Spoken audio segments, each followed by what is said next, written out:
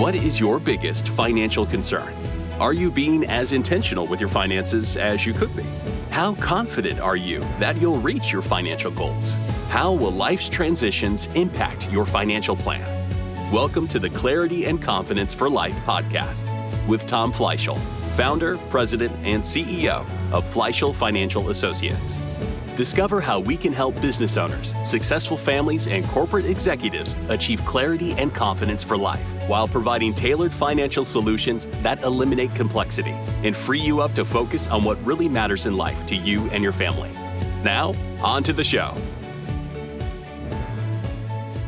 We've got another edition of Clarity and Confidence for Life podcast with your host, Tom Fleishel. I'm RJ Malik, producer of this podcast. Tom, how you doing today?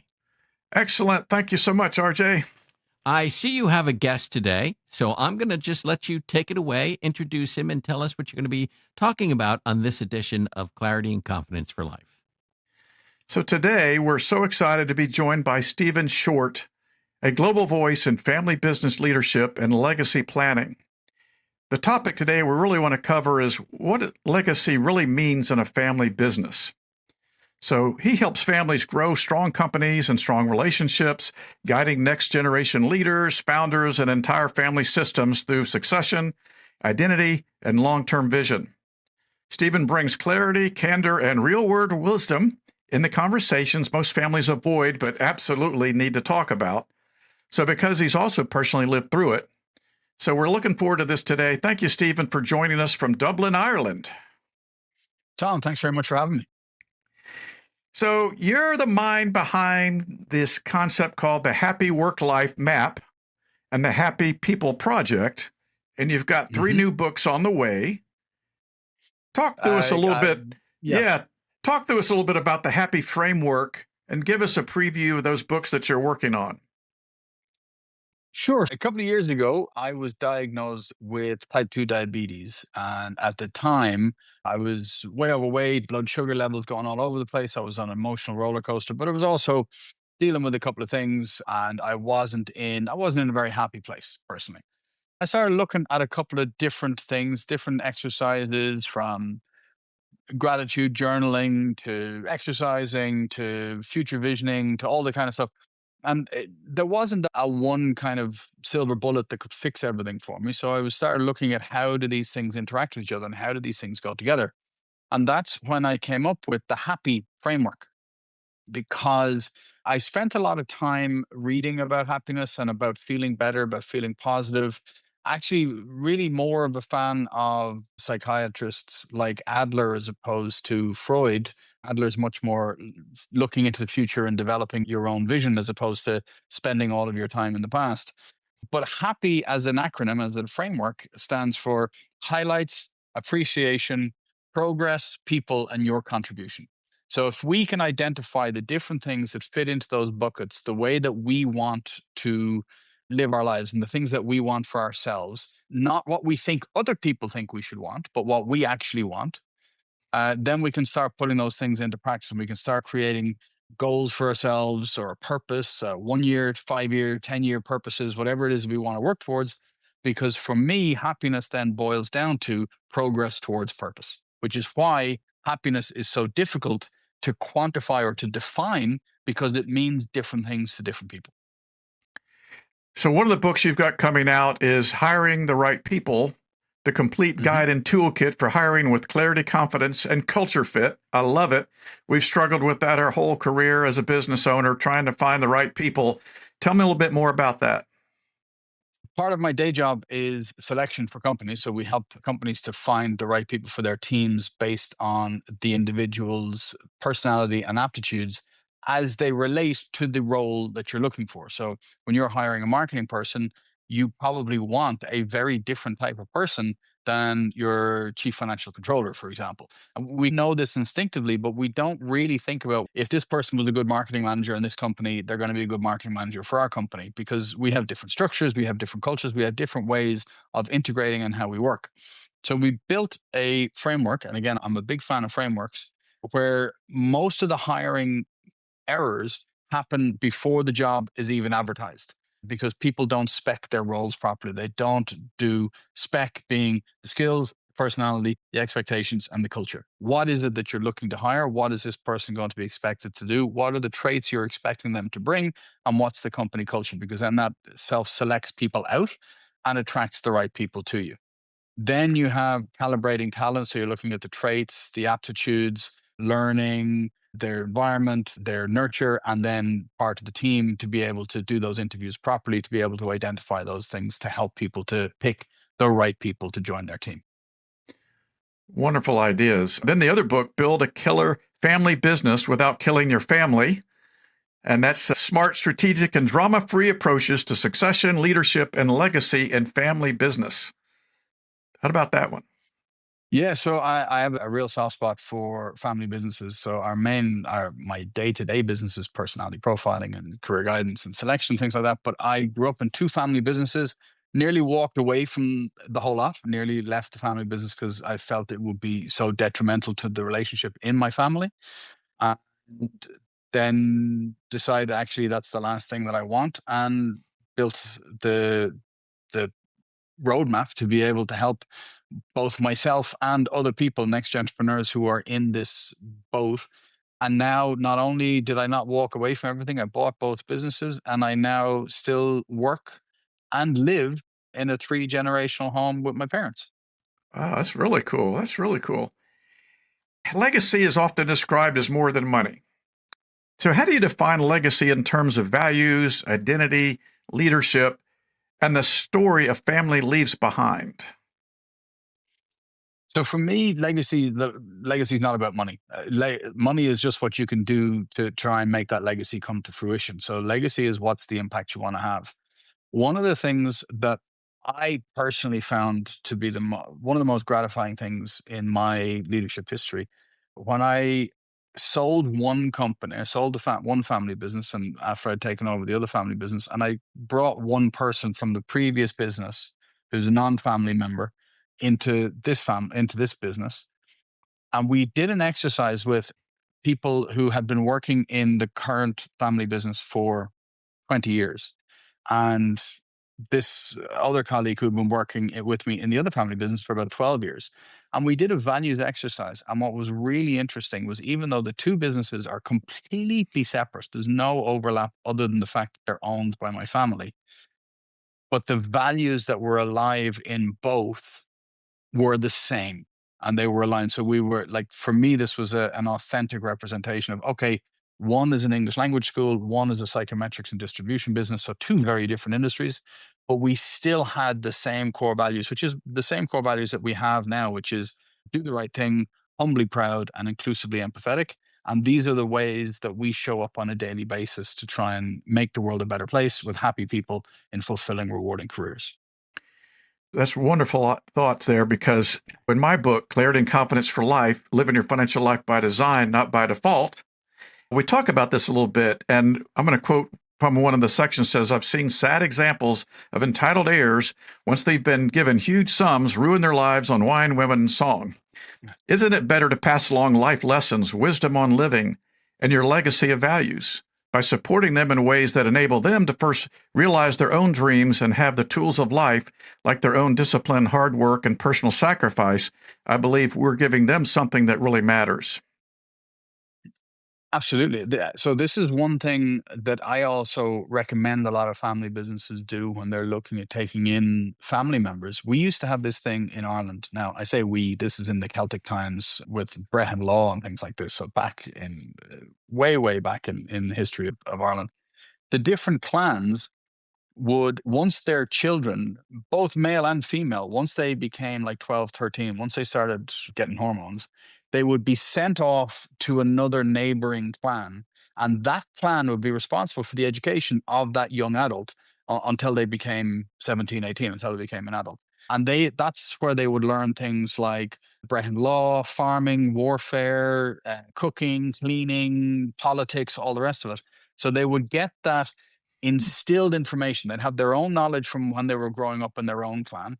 Then they will go to the other clan to learn all of the different things that they need to be significant contributing members of society. And then they would return back to their clan with that knowledge. And obviously the other clans, young people would be in this clan and all the rest of it.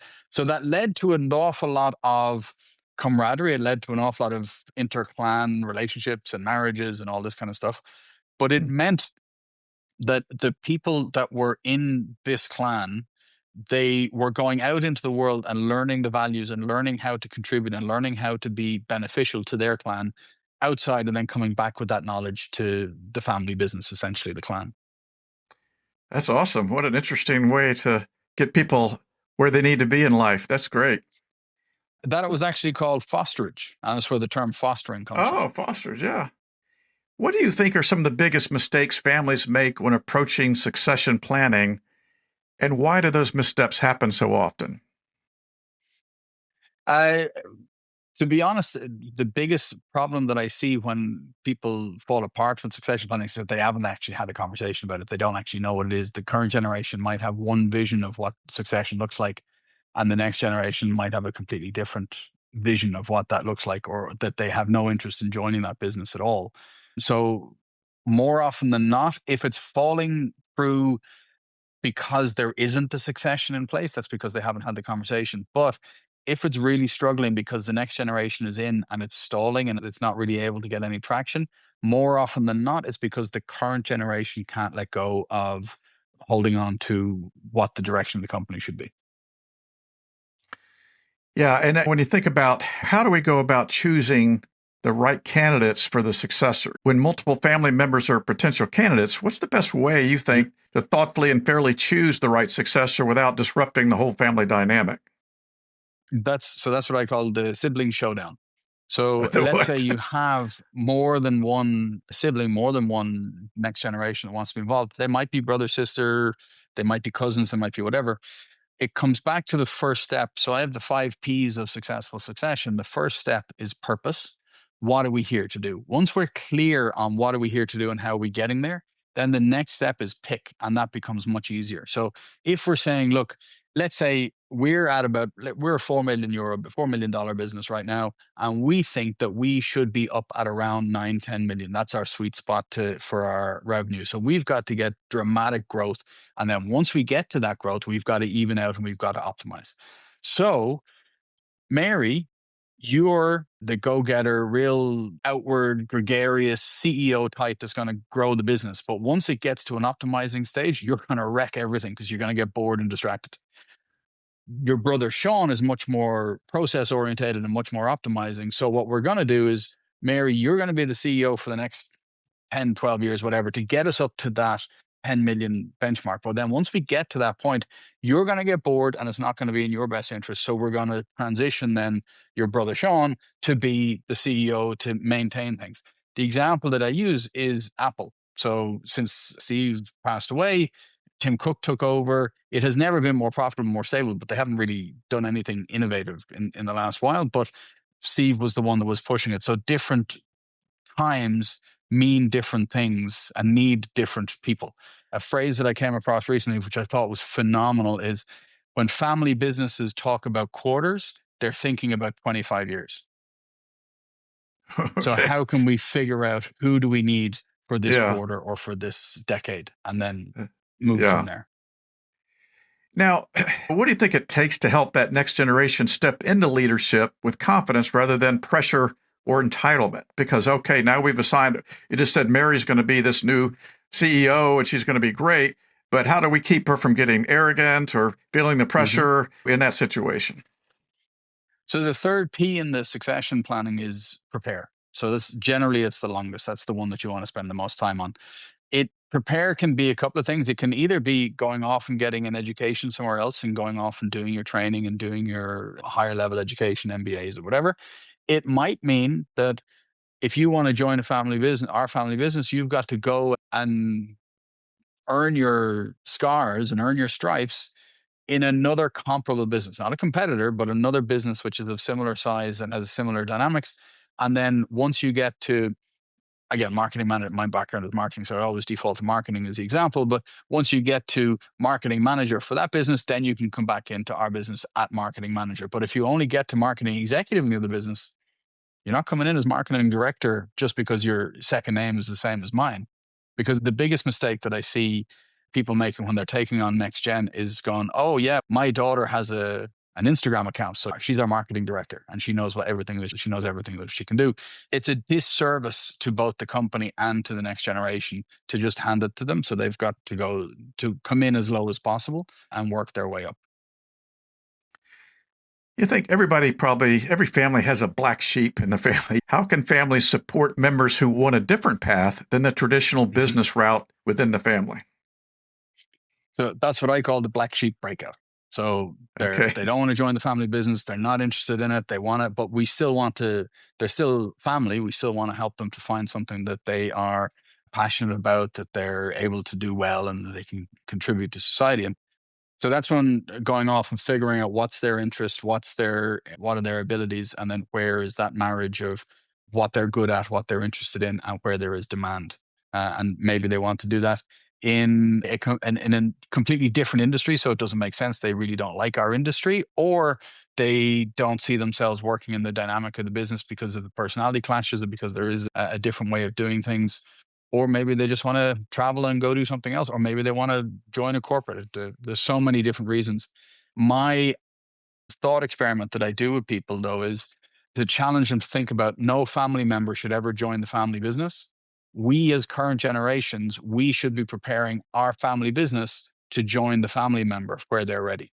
So what can we do to set the business on a path that when the family member is at a stage that they might want to join or get involved in that business, that it's perfectly set up to play to their strengths to help them to scale through the generation.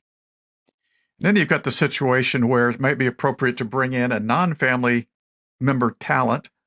And how should leaders communicate that decision to avoid tension or resentment within the family?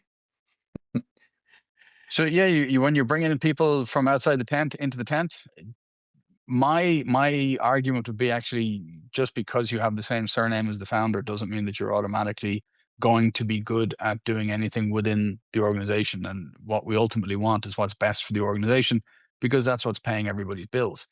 If you are a family member that really isn't, let's say, a black sheep breakout, or you have somebody who's, let's say, in the sibling showdown, there's one of the people who's gone, look, I really don't want to be involved in the business for the next couple of years. That's fine. You might have some kind of a trust set up. You might have some kind of an advisory board or a family board that sits on top of the business, and you might be getting dividends, but you're not getting a salary if you're not working there. So you need to have salaried people and people who are passionate about doing whatever it is that the business is trying to do to move that forward and to keep things going. Many entrepreneurs already have the foundation of a family business without realizing it. How can the founders shift from being owner-operators to intentional legacy builders? I think that transition can be tough, right? Yeah, again, one of the things that I find, if you're a founder, or if you're typically not, if you're second generation, because people have already gone through this, but if you're a founder and you're thinking that maybe my kids might work in the business someday, one of the things that I've seen really puts people off is if you don't have a place to vent, if you don't have some kind of a peer-to-peer network to be able to share your frustrations, the only place that you are able to vent is at home at the kitchen table, at dinner table. So if your kids are growing up and all they're hearing is you complaining about, oh, this stupid employee, or this supplier was really doing my head in today, and all they hear is the vitriol about the bad things that happen in the organization, when they get turned around to in a couple of years' time, go, so are you going to join the family business? I think, why on earth would I want to join that hellhole? Yeah. But what happens a lot of the time is when the teenagers are about 14, 15, they're not doing summer camps anymore. They're too young to be going on holidays, and too young. They might not be starting to work in the local stores or something like that. And they're saying, I'm going to just going to lounge around for the summer. And the entrepreneur is going, no chance. You're not sitting around while I get up in the morning. So you're coming in to work with me. And Yeah. that's when the 14, 15-year-olds, they start to see different parts of the business, and they start to discover, actually, this place isn't so bad. Okay, maybe John is a bit of a weirdo and he says stuff, but he's funny and he's good fun. And like, I can see why mom and dad have worked with him for 10 years. And I really like the logistics side of the business, or I really like the design part of this business, or I really like the whatever. And then they start to understand that there are positives to the business, and that's when they can start to get involved. All right. AI is all about AI. So with all that automation and rapid changes in the job market, what does the future of work mean for family businesses? from your perspective, and how can families prepare the next generation for roles that they don't even know exist yet? Yeah, so that's a part of what we do. Our business, I talk in schools about the future of work, and I prepare both career starters and career changers to think about things. So there are a number of careers I talk in schools, and I put up like 10 careers like drone operator or telemedicine specialist and things like this. These are roles that didn't exist when these kids started secondary school or primary school even. So how on earth Mm. can they be being prepared for it?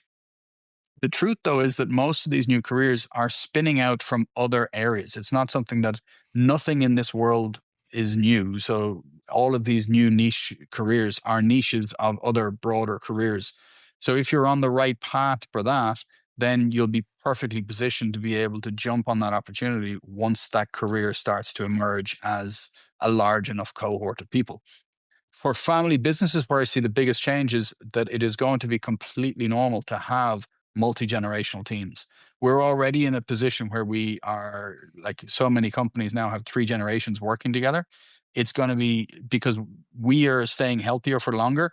The age of retirement, 65, long gone. The kids that are in school today, it's going to be 75 if they ever retire. So I think what is coming is there's going to be real, I hope real honoring, but definitely a real sense of multi-generational teams and being able to leverage the strengths and being able to learn from each other and having that curiosity. So these three new books you talked about, one of them, the other one is Your Future Career, helping students and young Mhm. professionals navigate the early stages of their careers with clarity and confidence. Is that one coming out soon? So that's going to be the first one, the hiring the right people and build a killer family business without killing your family. They're both in the works, but they're talks that I'm refining at the moment and learning the stories. I've draft one written of Your Future Career to help career starters as they're starting out, either finishing high school, finishing university, college, whatever, to be able to get themselves set up for success. I just spoke, as you mentioned, speaking to students. The local university here, Stetson University, has a really good business school, and I got my MBA from this school.